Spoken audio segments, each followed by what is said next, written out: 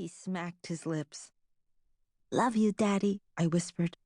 With 2 hands, I carried my bowl to the kitchen.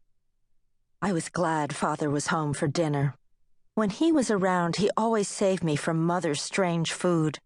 On nights when Father performed surgery at the hospital, I had to eat everything Mother thought was good for me. Jellyfish would get rid of my freckles. Fishtails would help me put on weight. Pig's liver would make me smarter. Bitter tea would give me smooth skin. All of it tasted horrible. I once told Mother that if we had a dog, even the dog would not eat pig's liver. She rapped my head with her chopsticks and put a second piece in my bowl. When I returned to the living room, Father still sat at the dinner table, holding a blue porcelain teacup in his hands. The ceiling fan spun slowly above him. His eyes were fixed on the teacup as if he were studying it. I didn't like to see him this way. For months, Father had been drifting off in thoughts, even in the middle of our English lessons. Wanting to cheer him up, I tiptoed behind him to the bamboo bookshelf that stood next to the wide brick fireplace. I reached up to the top and took down a yellow magazine with a picture of a human brain on the cover. It had arrived from America last week. I walked past the fireplace and climbed up onto Father's black chair. It felt wonderful to stretch my sweaty legs across the soft, cool leather. "Daddy, it's time for ponytails." He turned to me and smiled. After setting the teacup beside the matching dishes, he stood and slid his chair under the table as Mother wanted us to do. "Read this." I hugged my legs and made room for him. Father took the magazine and sat beside me. I shifted onto the wide padded armrest and curled up like a little cat. Carefully, I drew together a tuft of his hair, twisted it into a ponytail, and secured it with a red elastic band from my wrist. Father sat still with a grin. 2 years ago, when I turned 7, Mother stopped braiding my hair. She told me I was old enough to do it myself, but I couldn't get it right. My thick, long hair tangled.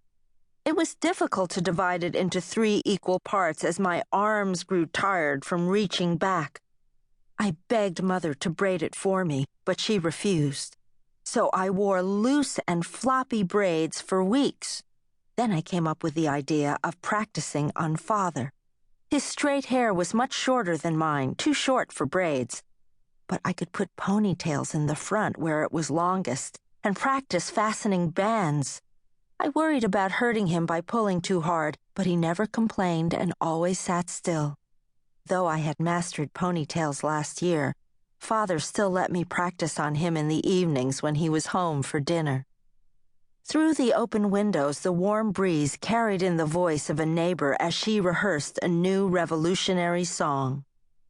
"Dear Chairman Mao, great leader of our country, son in our heart, you are more dear than our mother and father.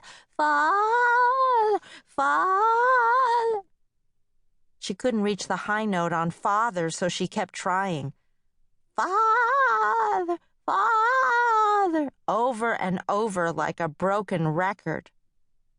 How could anyone be more dear than my father? Would Chairman Mao let me put ponytails on him? I started to giggle when I pictured ponytails wrapped with red and yellow elastic bands standing on Chairman Mao's square head. I secured the first band over Father's slippery hair. Would my singing neighbor feel as happy as I was when she could finally reach the high note? I wish she would get there soon, or sing a different song. Rubbing my nose against the ponytail, I took a deep breath. It smelled of antiseptics like the hospital. The distinct smell always made him easy to find when we played hide and seek.